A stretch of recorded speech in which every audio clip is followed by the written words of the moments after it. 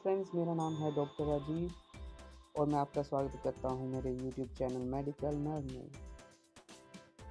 आज हम बात करेंगे रेस्पिरेटरी वॉल्यूम्स और पेस्टिस की। सबसे पहले बात करते हैं टाइडल वॉल्यूम की। So it is the amount of air और volume of air which we normally breathe in and breathe out.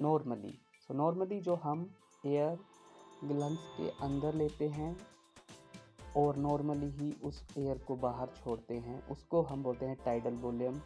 It is 0.5 litre. Next is expiratory reserve volume. Reserve मतलब रिजर्व तौर पे रहता है और जब हम फोर्स लगाएंगे तभी हम इसको एक्सपायर कर सकते हैं।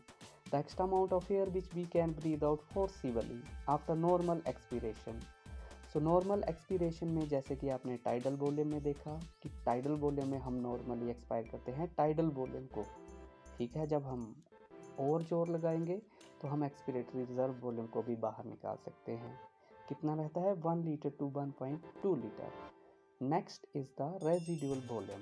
Definition: volume of air still remains in the lungs after maximum forcible expiration. So it means that कि हम लंग्स से कौन कौन से वॉल्यूम बाहर निकालेंगे। नॉर्मली हम निकालेंगे tidal volume without any force, ठीक है। नेक्स्ट जब हम फोर्स लगाएंगे तो हमारे पास कौन सा वॉल्यूम रहता है जो हम फोर्सिबली बाहर निकालते हैं, दैट इज ERB। तो क्या लंग्स खाली हो जाएंगे? नहीं, उसमें कुछ अमाउंट में एयर रहती है, that is up to 1 litre. ये क्यों रहती है? ताकि एल्वियोलाई जो है वो डिस्टेंडेड फॉर्म में रहें, नहीं तो वो क्लैप्स हो सकते हैं, ठीक है। तो अब तक टाइडल वॉल्यूम, ERB और RB हमने पढ़ा, ठीक है। नॉर्मली हम जो टाइडल वॉल्यूम है उसको नॉर्मल एक्सपीरेशन में बाहर निकालते हैं। ERB हमें पता है कि हम जब फोर्स लगाएंगे तभी ये रिजर्व वॉल्यूम जो है वो बाहर जाएगा लंग्स से, और रेजिडुअल वॉल्यूम जो है वो नहीं जाता है। अब ERB और RB इन दोनों को हम बोलते हैं फंक्शनल रेजिडुअल वॉल्यूम, और इसे हम बोल सकते हैं functional residual capacity, FRC। Next is the inspiratory reserve volume.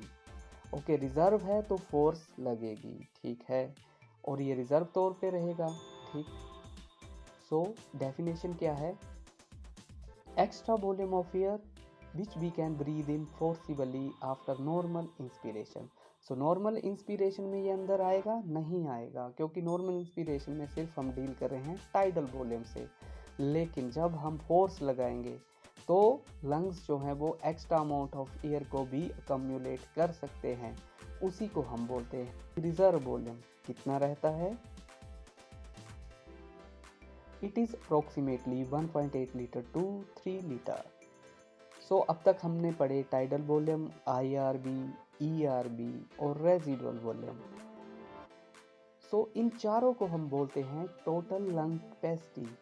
It means that these four, अगर हम इन चारों को जोड़ें तो इतना अमाउंट ऑफ एयर जो है वो लंग्स अकम्युलेट कर सकते हैं, इससे ज़्यादा नहीं कर पाएंगे। कितना रहता है? 4.5 टू 6 लीटर।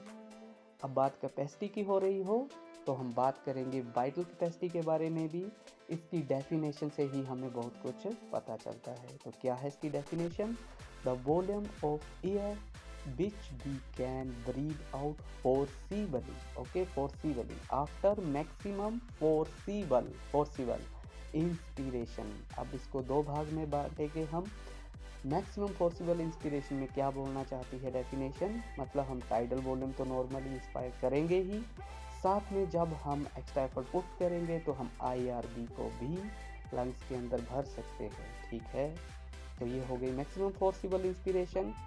अब देखिए second part, breathe out forcibly. अब फोर्सिबली ब्रीथ आउट करेंगे तो नो डाउट टाइडल वॉल्यूम भी जाएगा, साथ में IRB भी जाएगा जो आपने फोर्सिबल इंस्पिरेशन के दौरान लंग्स में लिया, और साथ में एक्स्ट्रा एफर्ट लगा के ERB को बाहर निकाल सकते हैं। टाइडल वॉल्यूम है हमारे पास, IRB आपने फोर्सिबली इंस्पायर किया, अब आप फोर्सिबली एक्सपायर करेंगे ERB को। इसी को ही हम कलेक्टिव बोलते हैं vital capacity. Approximately 3.3 litre to 4.8 litre रहती है। अगर आपको ये वीडियो पसंद आया हो तो नो डाउट आप इसको लाइक कीजिए, और ऐसे ही और वीडियो देखने के लिए सब्सक्राइब कीजिए चैनल को। Thank you.